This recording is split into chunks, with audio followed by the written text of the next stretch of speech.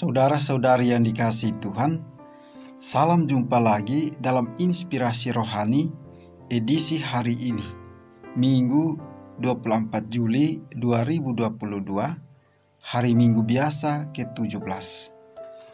Marilah berdoa. Dalam nama Bapa dan Putra dan Roh Kudus. Amin. Saudara-saudari yang dikasihi Tuhan, inspirasi rohani hari ini diambil dari Injil Lukas bab 11 ayat 1 sampai dengan 13. Pada waktu itu Yesus sedang berdoa di salah satu tempat. Ketika ia berhenti berdoa, berkatalah seorang dari murid-muridnya kepadanya, "Tuhan, ajarilah kami berdoa sebagaimana Yohanes telah mengajar murid-muridnya." Maka Yesus berkata kepada mereka, "Apabila kamu berdoa, katakanlah, Bapa, dikuduskanlah namamu, datanglah kerajaanmu, berilah kami setiap hari makanan kami yang secukupnya, dan ampunilah dosa kami, sebab kami pun mengampuni yang bersalah kepada kami. Dan janganlah membawa kami ke dalam pencobaan."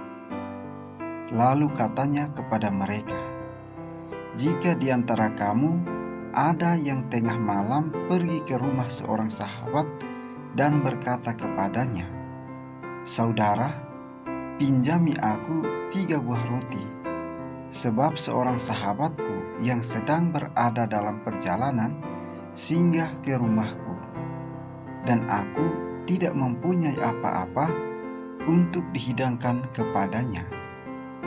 Masakan ia yang di dalam rumah itu akan menjawab, 'Jangan mengganggu aku, pintu sudah tertutup, dan aku serta anak-anakku sudah tidur.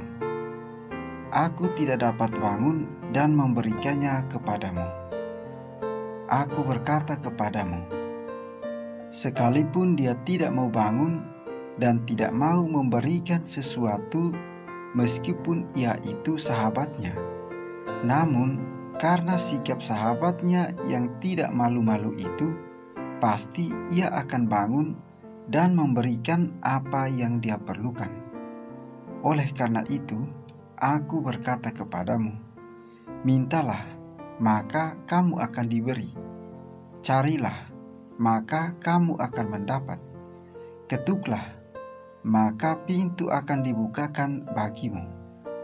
Karena setiap orang yang meminta akan menerima, setiap orang yang mencari akan mendapat, dan setiap orang yang mengetuk akan dibukakan pintu.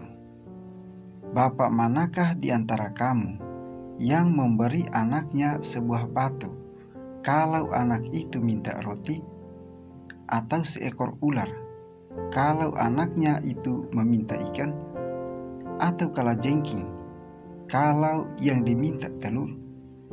Jadi, jika kamu yang jahat tahu memberikan yang baik kepada anakmu, apalagi Bapamu yang di surga, Ia akan memberikan Roh Kudus kepada siapapun yang meminta kepadanya." Demikianlah sabda Tuhan. Saudara-saudari yang dikasihi Tuhan, berdoa adalah berbicara kepada Allah dengan segala kerendahan hati, menyampaikan kerinduan hati, dan menanti jawaban yang sesuai dengan kehendak-Nya. Berdoa harus datang dari dalam diri dan bukan meniru gaya berdoa orang lain. Ketika seorang dari murid-muridnya meminta supaya diajarkan berdoa seperti murid-murid Yohanes, Yesus mengajarkan doa yang lahir dari dalam diri. Doa itu lahir dari kedekatan hubungan dengan Bapa yang memahami dan menjawab doa. Doa bukanlah ilmu yang dapat dipelajari.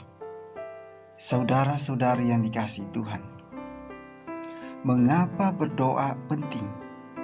Karena doa merupakan kebutuhan dasar yang lahir dari hubungan yang akrab dengan Bapa. Doa muncul dari iman. Doa membuktikan relasi hangat dengan Allah. Doa merupakan bukti cinta kepada Allah. Yesus pun menyediakan waktu untuk berdoa di dalam hidup dan pelayanannya. Apa saja isi doa? Nilai yang terutama dari doa yang diajarkan oleh Yesus adalah relasi Allah dan manusia. Mengakui Allah dan kerajaannya yang kudus akan melahirkan kesadaran untuk memohon pengampunannya, berharap kecukupan, dan melakukan penyerahan diri secara total. Saudara-saudara yang dikasihi Tuhan, bagaimana sikap yang benar saat berdoa? Yesus mengajarkan sebuah prinsip sikap doa yang benar, yaitu seperti seorang sahabat yang karena dekat dan akrab tidak canggung menyampaikan kebutuhannya kepada saudaranya. Lalu, siapa sahabat rela menolong? Demikianlah Allah. Ia pasti akan menjawab setiap doa yang dipanjatkan. Allah mendengarkan doa-doa karena Allah adalah Bapa dan pendoa adalah anaknya.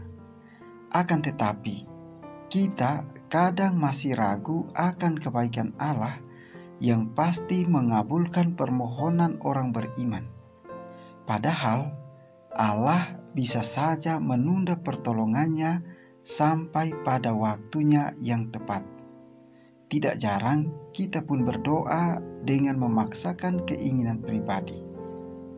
Mengapa? Yesus telah mengajarkan doa yang mengedepankan kehendak Allah dan menyelaraskan keinginan kita pada kehendaknya. Kita adalah para pengikut Kristus zaman ini yang seharusnya menyelaraskan keinginan kita pada kehendak Allah dan membiarkan kehendaknya saja yang selalu terjadi. Mari nikmati doa dalam hubungan kita sebagai anak dan Allah adalah sebagai Bapa. Marilah berdoa. Allah Bapa kami di surga, kami berdoa, namun iman kami terlalu kecil. Perhitungkanlah kami lebih besar daripada harapan kami. Letakkanlah sabda Yesus pada lisan kami. Ajarilah kami berdoa seperti para muridnya. Maka namamu akan kami puji dan kerajaanmu akan datang. Dengan pengantaran Kristus Tuhan kami, yang bersama Dikau dalam persatuan Roh Kudus, hidup dan berkuasa, kini dan sepanjang segala masa. Amin.